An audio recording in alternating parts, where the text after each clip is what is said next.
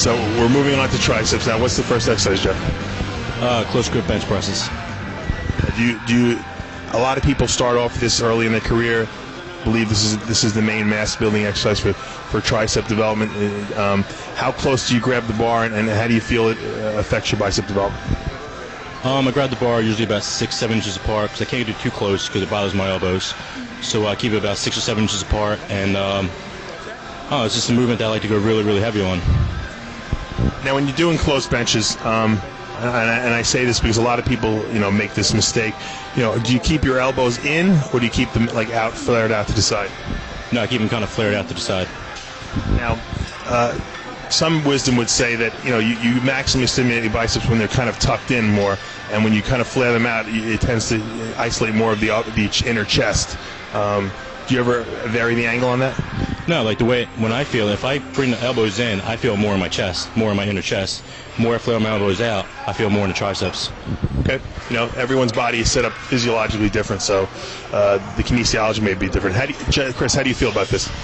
I do try to keep them tucked in a little bit towards my sides. They kind of naturally tend to pop out a little bit as I increase the weight.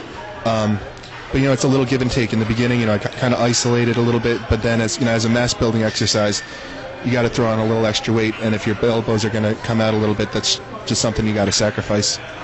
Sure, and that's exactly what usually happens. Most people start off tucked in, and then as their triceps fatigue and the pecs want to take over, the elbows could flare a little out to the side, and that's normal. So you're taking about a 6-inch width here, and obviously this is warm-up weight for you. How heavy will you go in this movement? We'll go up to 315 and rep it out to 6 to 8 reps, and then come back down on a fourth set down to 225, and with a burnout set of 10 to 12 reps. You guys do a substantial amount of sets here.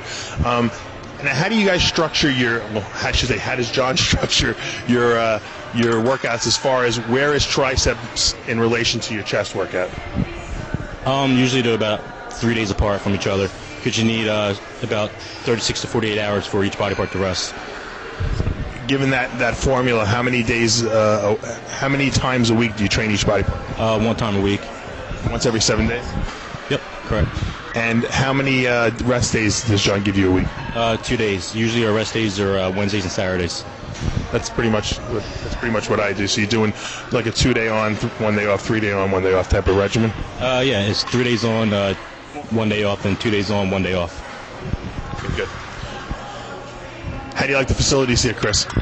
Very nice. It's it's got a ton of equipment. It's still kind of got that old school feeling to it. Got the iron plates clanging around. It's none of that. Don't have to worry about all those fancy machines. It's your main mass building stuff. I got to tell you guys, I tell everyone this, and everyone's amazed and says, "Oh, I knew it." And we do this every time we do in the trenches here at Powerhouse. But the plates are real heavy. They're probably almost 4 or 5 pounds heavier than the 45s. Yeah, I felt that when I picked them up. I thought they were like a pair of 75s when I picked them up. Yeah, they're smaller in diameter, but and they have holes in them, but they're still dense as hell. They're probably about almost 50 pounds each plate. Yeah, I would say that's why we only went to 315 today. Usually I would go to 4 or 5, but they feel real heavy. So I just wanted to let you guys know in case you thought you were getting weak or anything like that. And these guys look like anything but weak. Look at the size of them. What do you do, Chris, as far as a job goes? I know that Jeff has just graduated from real estate school, but what are you doing? I do the stock and bond thing. I deal mainly with Canadian securities, so it keeps me busy. I don't know how many guys are involved in Canadian stocks and bonds, but that's what pays the bills. Someone's got to do it, right? How long have you been doing that? About a year. Okay, yeah, you guys are young. At least you have jobs. That's better than most bodybuilders are doing. You can afford your food, right? Yeah. Now, are any of you guys married? No, I've got a long-term girlfriend. We've been going out for a while, and she competes too. She does figure. How does she tolerate your dieting? It works out well because with bodybuilding, it really takes a lot of patience from someone to be able to deal with the eating schedule, and a lot of people can't understand why you feel why they think you have to go to the gym, why you can't miss a workout, why you can't miss a meal, why you can't go out and party all the time on the weekends. It's it really takes somebody who's actually doing it with you to understand the whole the lifestyle. Sure, and unfortunately, a lot of guys have girlfriends, or vice versa, girls have boyfriends that don't understand, and then that creates a lot of tension. What about you? You dating anyone, Jeff? Yeah, I just started dating somebody about 5 months ago, and she doesn't compete. She actually goes to school, and she understands, like, I have to get to the gym every day, have to eat every 2 hours, so she doesn't complain about it, and she understands what I'm going for, and she's there, to push me through it.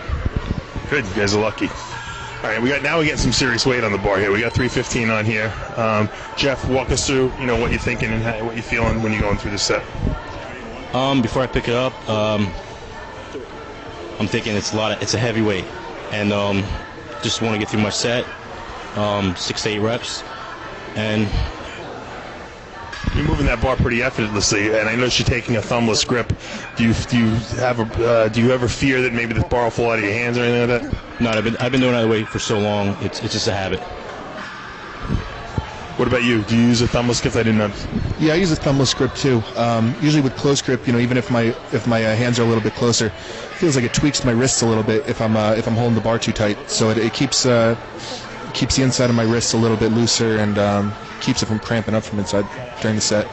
According to the powerlifters I'm friends with, the thumbless grip, like you're doing, it creates much more power in the pushing movement. Unfortunately, it can be a little dangerous, so I don't recommend that any of you guys watching this video necessarily do that, because I've seen too many people where the bar just slips out of their hand and crashes right to their chest, and hopefully, in some cases, crashes to their neck. So you got to be very careful of that thumbless grip. These guys have been doing this a long time, and they're I'd call them professionals at this point. Actually, you look like you got a pretty secure grip there. Yeah, it feels pretty good. I mean, you're not using a thumbless grip yet. No, once I got a little bit heavier, that's this was our last set. Yeah, usually keep a little more security in there. Safety first. Yeah, no, like I was feeling what you were saying. It does feel a little bit heavier. So this is the heaviest 315 I've put up in a while.